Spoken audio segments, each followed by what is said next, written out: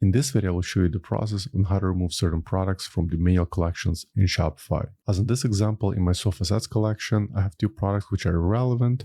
The first one is outdoor table and the second one is armchair.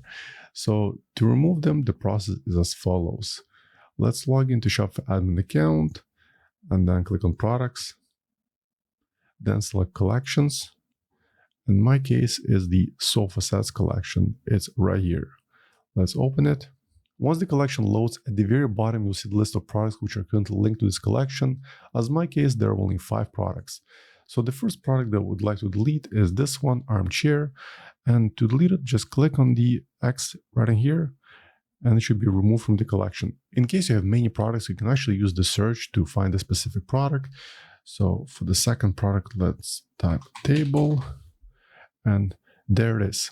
Let's uncheck it, and then click done.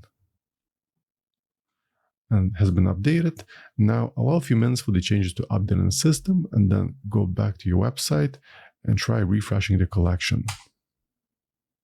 Yes, you can notice both products are no longer visible in the sofa sets collection. So that's pretty much it for this video. I hope you found helpful, and for more Shopify tutorials, please subscribe to my channel. Thank you.